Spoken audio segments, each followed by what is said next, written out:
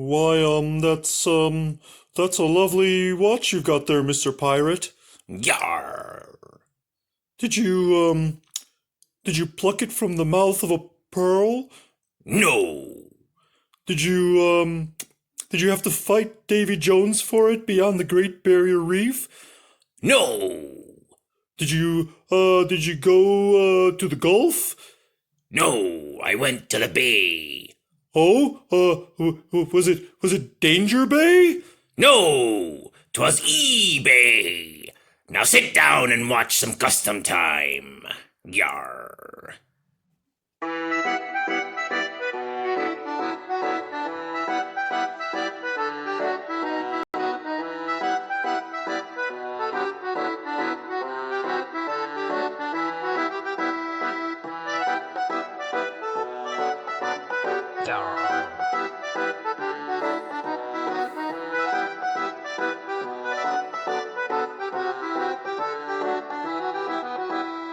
Welcome to another installment of Custom Time, and today we're showing off this little build.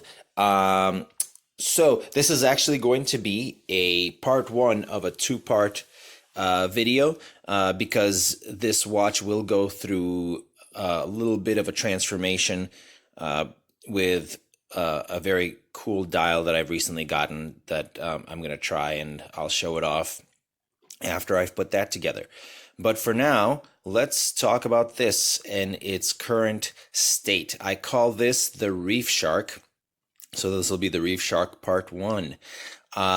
Some months ago, maybe 6-7 months ago, a gentleman asked me to put together a beat-up diver, kind of a watch that looked like it had been through its paces, down in the depths, out in the sun, that kind of thing. So I made a 7002 diver mod for him, and I liked it so much that I thought I would do one for myself. Now let's just kind of talk about the look of this. I call this the Reef Shark because it almost looks like it had been down in the in the coral reef, growing over with all kinds of sea life when it was found.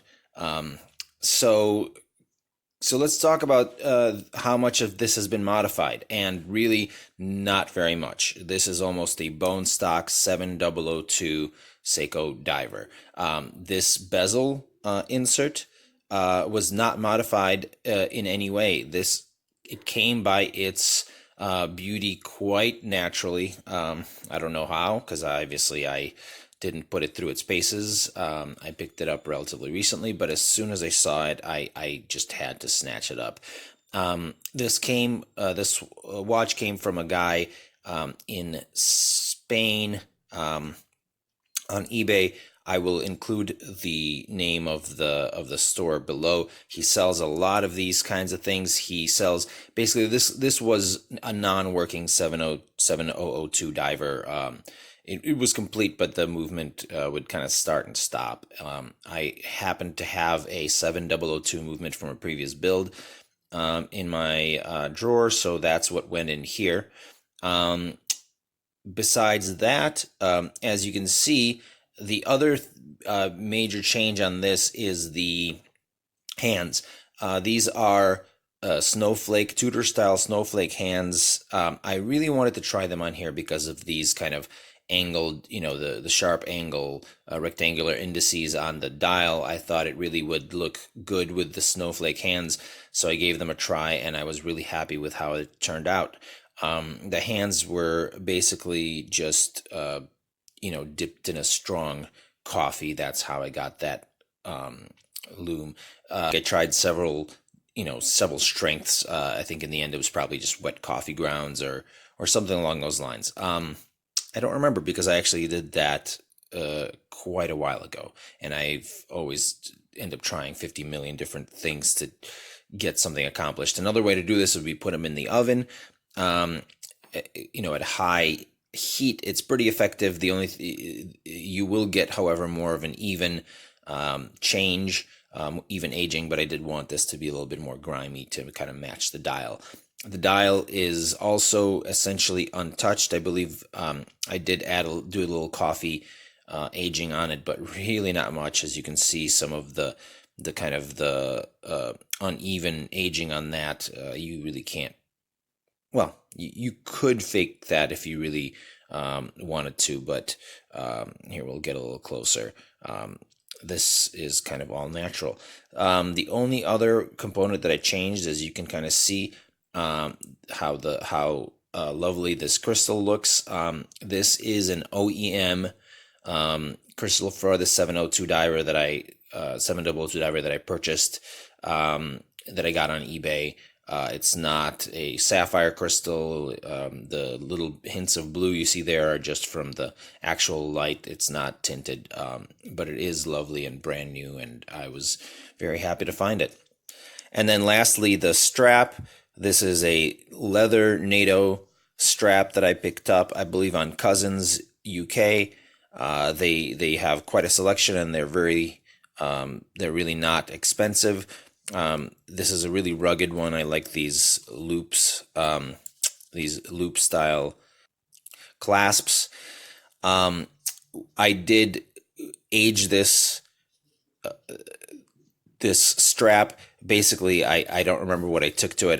But I kind of scratched at it, and then I twisted it up real tight, basically just twisting it in on itself until it's stretched in multiple directions. And then what I did is I took a can of regular spray clear coat, high gloss clear coat, and I gave it a quick spray. And that really does a fantastic job with kind of dull leather to bring it to this look. So it really has this rich aged leather look, and it really didn't take very long to accomplish this. So there it is, the Reef Shark. I'm just really happy with this one. And though I am going to modify it with this new dial that I got, that I will be very happy to tell you much more about in the next installment, I also think it might just come back to this look in the near future. Or maybe I'll build another one just like it. Anyway, let me know what you think. If you want something like this built for yourself, reach out by all means. I'd be more than happy to do that or work with you on any kind of mod you'd be interested in. I'll try to put some details down below, and you can obviously contact me through comments or look for me at Evel Custom on Instagram.